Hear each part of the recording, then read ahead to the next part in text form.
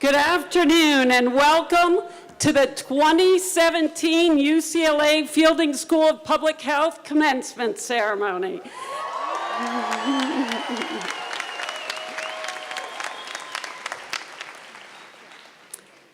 So, thank you to the parents, partners, families, friends of the graduating class.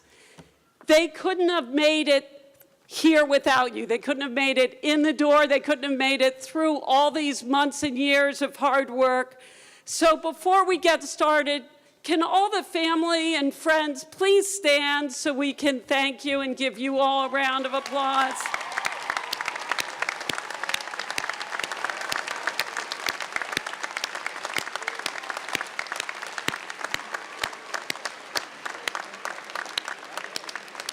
Thank you. We have family who came this evening from around the corner in Boyle Heights and family who came from halfway around the world in Burkina Faso.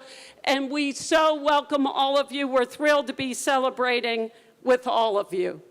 So without a doubt, there are many wonderful days every year, but this is one of my absolute favorites. And that's because we get to celebrate our extraordinary students and all they've accomplished.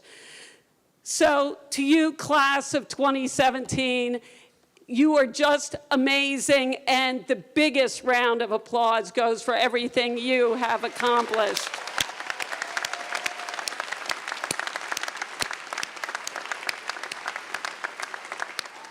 Now, as much as I admire each and every one of you, I do have some doubts about how much you're going to remember from today.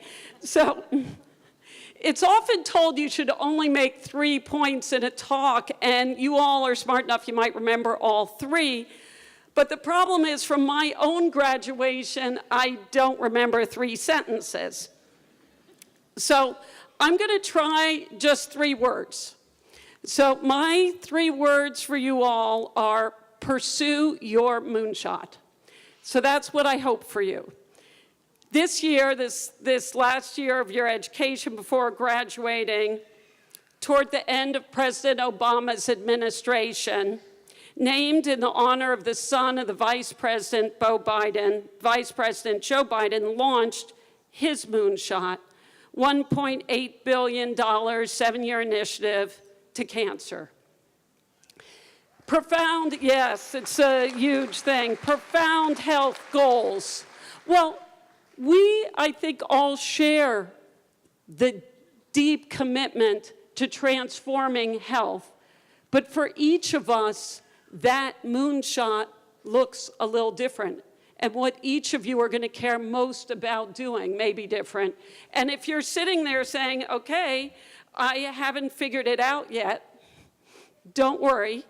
Many of us, and I certainly was one of those many, when we're graduating or just starting to know what we care deeply about, we know in our hearts what we care, but the story, the simple story of what we're going to pursue for years to come is less clear.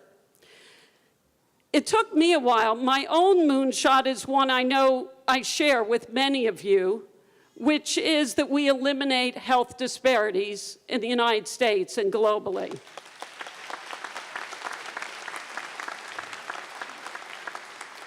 So there are 100,000 needless deaths each year in the United States and millions more around the world. And we're only going to get a handle on those if we start to transform the social and environmental determinants of health and the access to health care both. Now, it may seem impossible, and I think there are many people in the country who do wonder if it's impossible to eliminate disparities here, let alone between the United States and the poorest countries in the world. But if you look back at the other moonshots, when Kennedy said they'd land someone on the moon, that seemed impossible. And when the first person wrote a story about submarines, 20,000 Leagues Under the Sea, that seemed impossible.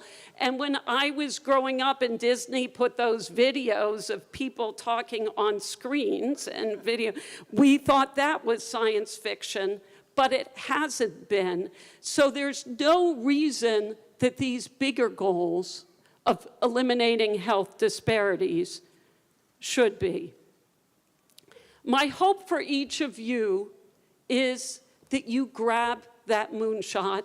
Don't let people talk you out of it. People will. People will tell you your dream is impossible. Own it. Find others to work with on it. And when there are setbacks, because there almost inevitably will be, remember two things. One, something I think a lot of us have thought about recently, Martin Luther King Jr.'s words about the long arc of history bends towards justice. It does indeed, and you, class of 2017, you will bend it. So,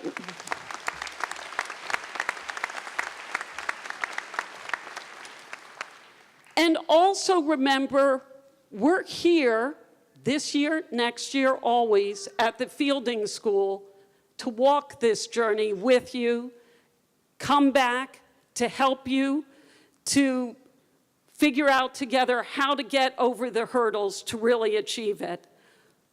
While you're pursuing your moonshot, don't forget to have fun.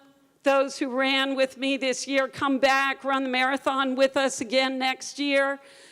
If that's not what you do, kayak, dog sled, spend time with your family and friends. Find ways to make sure to take care of yourself along the way. And we really look forward to celebrating all that the class of 2017 is going to do to transform the world.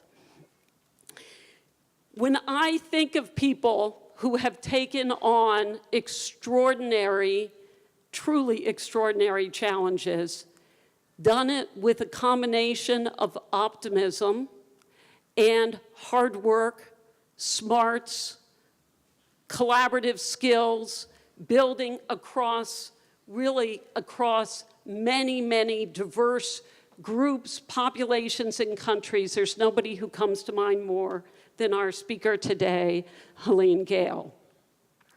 An epidemiologist and pediatrician by training, Dr. Gayle has long been recognized as a leader in global health.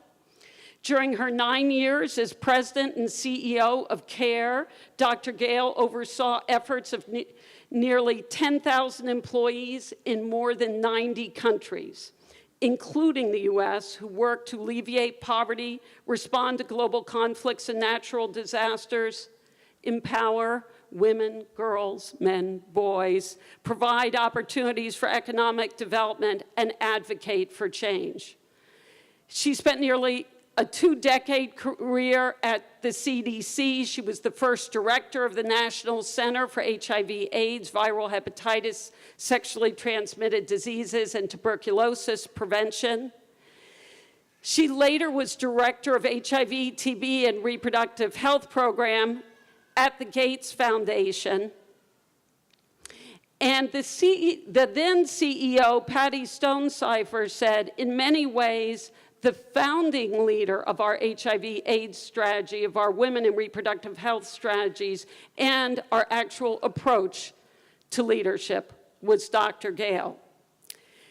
She then joined her most recent work, the McKinsey Social Initiative, as CEO in 2015 to work on another major challenge crucial to the social determinants of health, closing the youth employment gap, targeting and creating a million new jobs for young people in India, Kenya, Mexico, Spain, and the United States. She has a long list of honors, and you can read them, but I don't want to take away from her time to speak. Before I do introduce her and bring her up to the podium, though, I want to acknowledge her equally accomplished husband, Dr. Stephen Keith, a board-certified pediatrician, CEO of 2 companies, who is also a Fielding School alum, which we are thrilled about.